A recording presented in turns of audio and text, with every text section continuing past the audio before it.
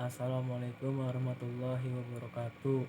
Perkenalkan, nama saya Muhammad Akmal dari Hukum Tata Negara Lokal 2. Ingin menjelaskan tentang hukum perdata dan makalah yang kami buat, gadai dan hipotek hukum perikatan.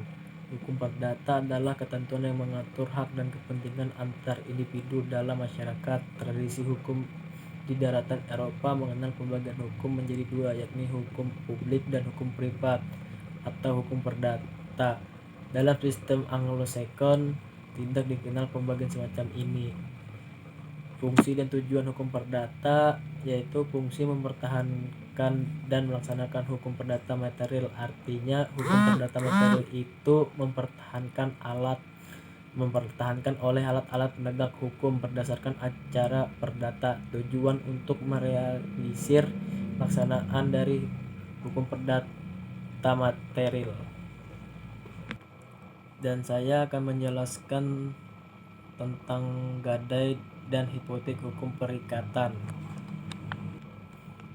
Gadai dan hipotek masuk ke dalam hukum perikatan dikarenakan keduanya merupakan perjanjian yang dibuat oleh individu mengenai salah satu kepemilikan barang. Di dalam hukum perikatan sendiri sudah sangat jelas mengatur mengenai perjanjian tersebut. Di dalamnya membahas tentang hak dan kewajiban kedua belah pihak yang terlibat, kemudian nantinya hubungan antar debitur dengan kreditur disebut sebagai hubungan hukum. Secara dasar hukum diatur dalam KUH Perdata. Perikatan adalah hubungan hukum antara dua pihak di dalam lapangan harta kekayaan, di mana pihak yang satu atau kreditur berhak atas suatu prestasi dan pihak yang lain atau debitur berkewajiban memenuhi prestasi itu.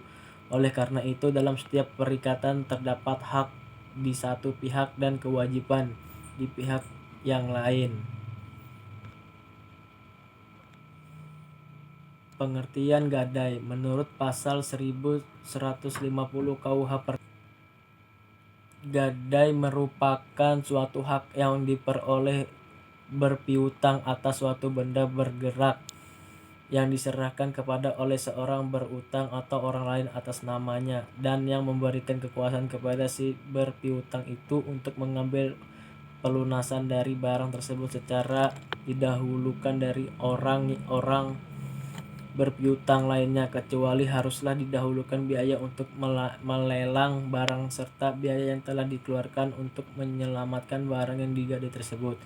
Dari rumusan pasal 1150 KUH Perdata dapat diketahui bahwa untuk dapat disebut gadai, maka unsur-unsur berikut di bawah ini harus dipenuhi, yaitu 1. Gadai diberikan hanya atas benda bergerak. 2. Gadai harus dikeluarkan dari penguasa pemberi gadai. 3. Gadai memberikan kewenangan pada kreditor untuk mengambil sendiri pelunasan secara mendahului tersebut. Timbulnya hak gadai pertama-tama adalah karena diperjanjikan. Pengertian hipotek menurut pasal 1162 BW, hipotek adalah suatu hak kebedaan atas suatu benda yang tak bergerak bertujuan untuk mengambil pelunasan suatu hutang dari atau pendapatan penjualan benda itu. Dalam buku-buku pokok hukum perikatan dan hukum jaminan karangan Harto Hadisoprakto menjelaskan bahwa hipotek adalah bentuk-bentuk jaminan kredit yang timbul dari perjanjian, yaitu suatu bentuk jaminan yang adanya harus diperjanjikan terlebih dahulu.